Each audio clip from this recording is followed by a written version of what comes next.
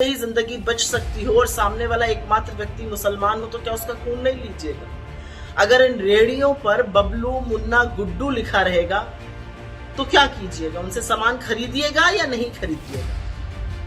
असलियत ये है और ये कितनी बड़ी विडंबना है कि ये उन कांवड़ियों के साथ किया जा रहा है जो भगवान शिव पर अर्पित होने वाले जल को चढ़ाने और लेने जा रहे हैं। है या मुस्लिम है या हिंदू है, उनको कोई फर्क नहीं पड़ता।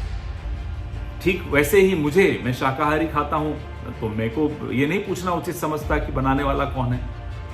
ये करना जो ये कावड़ यात्रा पे ये प्रपोज कर रहे हैं, इसके पीछे मंशा है इकोनॉमिक बॉयकॉट ऑफ मुस्लिम्स को नॉर्मलाइज करना। कैसे वो डरपोक सरकारें और प्रशासन ऐसी कार्रवाई करते हैं जो अपनी विफलताओं को इनके पीछे छुपाना चाहते हैं। मुसलमान के इकोनॉमिक बॉयकॉट की असलियत को समझिए। उत्तर प्रदेश की योगी सरकार के एक फैसले ने भारतीय जनता पार्टी की मुश्किलें बढ़ा दी है। मुश्किलें इतनी कि अब एनडीए के सहयोगी दल इस फैसले का विरोध कर रहे हैं, पुरजोर विरोध कर रहे हैं और फैसला वापस लेने का दबाव बना रही हैं। उत्तर प्रदेश में इन दिनों कांवड़ यात्रा से जुड़ा एक नया विवाद शुरू हो गया है। यूपी सरकार ने पहले मुजफ्फरनगर जिले में 240 किलोमीटर लंबे कांवड़ यात्रा मार्ग पर स्थित सभी होटलों, ढाबों और ठेलों सहित भोजनालयों को अपने मालिकों या इन दुकानों पर काम करने वालों के नाम प्रदर्शित करने का आदेश दे दिया। हालांकि फिर सरकार ने शुक्रवार 19 जुलाई को पूरे राज्य में कांवड़ मार्गों के दुकानदारों के लिए ऐसा ही आदेश जारी कर दिया गया। हालांकि बीजेपी सरकार के इस फैसले की आलोचना शुरू हो गई है। जहां विपक्ष के सारे नेता इस फैसले को विभाजनकारी बता रहे हैं, तो वहीं अब बीजेपी के सहयोगी दल भी उसके ऊपर हमलावर होते हुए नजर आ रहे हैं। बीजेपी के एक वरिष्ठ नेता ने भी अपनी ही पार्टी को नसीहत दे दी है। नीतीश कुमार के नेतृत्व वाली जेडीयू, जयंत चौधरी की आरएलडी और चिराग पासवान की एलजेपी आर ने यूपी सरकार के इस फैसले को गलत बताया है, खुले तौर पर विरोध किया है। ऐसे में आइए जानते हैं कि किस सहयोगी दल ने क्या कहा है। जेडीयू ने कहा है कि यूपी सरकार का फैसला प्रधानमंत्री नरेंद्र मोदी के सबका साथ सबका विकास मंत्र के खिलाफ है। पार्टी के वरिष्ठ नेता केसी त्यागी ने कहा, यह मुसलमानों की पहचान करने और लोगों को उनसे सामान न खरीदने के लिए प्रोत्साहित करने जैसा है। इस प्रकार का आर्थिक बहिष्कार समाज के लिए अनुचित है। दरअसल ये पीएम मोदी के सबका साथ सबका विकास सबका विश्वास के मंत्र के खिलाफ है। उन्होंने कहा कि इस फैसले को वापस लेने की मांग की। आपको बता दें, केसी त्यागी ने आगे कहा, बिहार में यहाँ यूपी से बड़ी कांवड़ यात्रा निकलती है, लेकिन नीतीश कुमार की सरकार ने कभी ऐसा आदेश पारित नहीं किया। एनडीए के सहयोगी के तौर पर हमारा फर्ज है कि हम इस मुद्दे को उठाएं। मेरी पार्टी यूपी सरकार का हिस्सा नहीं है। यूपी में बीजेपी की सहयोगी आरएलडी ने भी योगी सरकार के फैसले के खिलाफ नाराजगी जाहिर की है। आरएलडी ने कहा है कि सरकार को इसे वापस लेना चाहिए क्योंकि ये फैसला गैर संवैधानिक है। आरएलडी के यूपी अध्यक्ष रामाशीष राय ने कहा कि इस तरह के भेदभाव और एक समुदाय के बहिष्कार से बीजेपी और राज्य का कोई भला नहीं होगा। कुछ पुलिस अधिकारी और नौकरशाह सरकार को गुमराह कर रही हैं और मैं मुख्यमंत्री से ऐसे आदेश को वापस लेने की अपील करता हूं। रामाशीष राय ने एक ट्वीट में कहा कि उत्तर प्रदेश प्रशासन का दुकानदारों को अपनी पहचान पर अपना नाम और धर्म लिखवाने का निर्देश देना सांप्रदायिकता को बढ़ावा देने वाला कदम है। प्रशासन को इसे तुरंत वापस लेना चाहिए। यह गैर संवैधानिक निर्णय है। एलजेपी अध्यक्ष चिराग पासवान ने भी अब इस पर प्रतिक्रिया जाहिर कर दी है। चिराग पासवान ने कहा कि भोजनालयों के मालिकों से उनके नाम प्रदर्शित करने के संबंध में मुजफ्फरनगर पुलिस के आदेश का खुलकर विरोध किया और कहा कि वह जाति या धर्म के नाम पर भेदभाव किए जाने का कभी भी समर्थन नहीं करेंगे।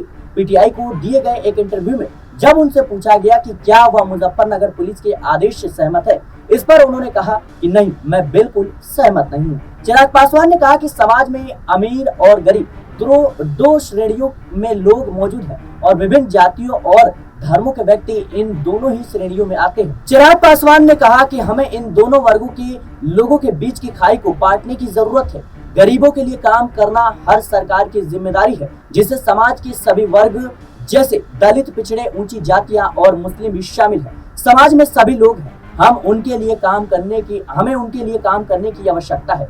उन्होंने कहा कि जब भी जाति या धर्म के नाम पर इस तरह का विभेद यानी भेदभाव होता है तो मैं ना तो इसका समर्थन करता हूं और ना ही इसे प्रोत्साहित करता हूं। मुझे नहीं लगता कि मेरी उम्र का कोई भी शिक्षित युवा, चाहे वह किसी भी जाति या धर्म से आता हो, ऐसी चीजों से प्रभावित होता है। आपको बता दें, इस फैसले का विरोध जो है लगातार विपक्ष की तरफ से किया जा रहा है। एक तरफ देखा जाए तो अखिलेश यादव ने कहा कि गुड्डू, पप्पू जैसे कॉमन नाम है, वहां से आप सामान खरीदेंगे या फिर नहीं खरीदेंगे। वहीं मायावती ने इस फैसले का विरोध किया, असदुद्दीन अवैसी ने किया, लेकिन कांग्रेस ने भी अब इस पर कड़ी प्रतिक्रिया जाहिर कर दी है। कांग्रेस प्रवक्ता पवन खेरा क्या कहते हैं, जरा सुनिए। एक गरीब रेहड़ी वाले को आदेश है कि वो अपना सामान अपने नाम की तख्ती लगाकर ही बेच सकता है। ऐसा इसलिए किया जा रहा है जिससे कावड़िया किसी मुसलमान फल वाले से फल खरीद के ना खा ले या किसी मुसलमान के ढाबे या होटल पर खाना ना खा ले। जब बैठे बिठाए कुछ ना हो करने को तो नफरत का छौंका लगाना बीजेपी की आदत बन चुकी है। लेकिन कुछ सवाल जरूर कौंधते हैं। भगवान ना करे जरूरत पड़ जाए और सामने एक ही डॉक्टर हो और वो मुसलमान हो तो क्या आप इलाज नहीं कराइएगा? जरूरत पड़ जाए और खून से ही जिंदगी बच सकती हो और सामने वाला एकमात्र व्यक्ति मुसलमान हो तो क्या उसका खून नहीं लीजिएगा? अगर इन रेडियो पर बबलू, मुन्ना, गुड्डू लिखा रहेगा तो क्या कीजिएगा? उनसे सामान खरीदिएगा या नहीं खरीदिएगा? असलियत ये है, और ये कितनी बड़ी विडंबना है कि ये उन कावड़ियों के साथ किया जा रहा है जो भगवान शिव पर अर्पित होने वाले जल को चढ़ाने और लेने जा रहे हैं। ये जो धर्म के नए नए स्वयंभू ठेकेदार बने हैं, ये ढोंगी, ये तो ना हमारे धर्म को समझते हैं ना भगवान शिव की विराटता को। क्योंकि मेरे महादेव, मेरे भगवान शिव किसी भी गरीब की पेट पर लात पड़ने से बिल्कुल प्रसन्न नहीं होंगे। असलियत ये है कि ये वो डरपोक सरकारें और प्रशासन ऐसी कार्रवाई करते हैं जो अपनी विफलताओं को इनके पीछे छुपाना चाहते हैं। मुसलमान के इकोनॉमिक बॉयकॉट की असलियत को समझिए, उनके बहिष्कार की असलियत को समझिए, उस साजिश को समझिए, क्योंकि ये वही जाहिल हैं जो अयोध्या हारने के बाद सबसे पहले हिंदुओं के बहिष्कार की बात करने लगते हैं। अरे कितनी नफरत फैलाइएगा, कभी तो जोड़ने की बात करिए। इस देश ने इतना बड़ा संदेश दिया, अभी तक कुछ समझ में नहीं आया। चलिए आएगा समझ में, क्योंकि मेरा देश मोहब्बत का देश है, मेरा देश जोड़ने वाला देश है। नफरत का बाजार मत लगाइए, क्योंकि सेब अब्दुल बेचे या अनिल बेचे उससे फर्क नहीं पड़ता है, सेब मीठा होना चाहिए। और कितना भी नफरत का बाजार लगाइए, जीत तो मोहब्बत की ही होगी। हर हर महादेव। साथियों, एक नया फरमान आया है कि कावड़ यात्रा के रास्ते में जितने भी फल सब्जी बेचने वाली रेहड़ियां हैं, स्टॉल्स हैं या ढाबे रेस्टोरेंट्स हैं, ये खाने के ढाबे हैं, तमाम लोगों को अपना नाम बोर्ड पर लिखना होगा। इसके पीछे की मंशा बड़ी स्पष्ट है, आप समझ गए होंगे। हिंदू कौन है, मुसलमान कौन है। हो सकता है इसमें जाति भी हो, मंशा में, इनके मंशा में ये हो सकता है कि कहीं दलित तो नहीं है, ये सब हो सकता है, बिल्कुल संभव है। लेकिन हमने इसका कल जब विरोध किया तो जवाब आया, जब हलाल लिखा होता है तब तो आपको कोई आपत्ति नहीं होती। हाँ, बिल्कुल नहीं होती। जब शुद्ध शाकाहारी ही लिखा होता है तब भी हम नहीं पूछते कि साहब ये शुद्ध शाकाहारी जिस रेस्टोरेंट के बोर्ड पे लिखा हुआ है, इसका मालिक क्या हिंदू है, मुसलमान है, जैन है, सिख है, क्या है, हमें कोई फर्क नहीं पड़ता। हमें शुद्ध शाकाहारी खाना है, हम जाकर खा लेते हैं। अब आप इंटरनेशनल एयरलाइंस में कहीं ट्रैवल करते हैं, कोशर फूड, तो ज्यूज को मालूम है, हमारे लिए कोशर फूड जिनको खाना है वो खा सकते हैं। वो पूछते तो नहीं है ना कि शेफ कौन है, जू है या क्रिश्चियन है या मुस्लिम है या हिंदू है, उनको कोई फर्क नहीं पड़ता। ठीक वैसे ही मैं शाकाहारी खाता हूं तो मेरे को ये नहीं पूछना उचित समझता कि बनाने वाला कौन है।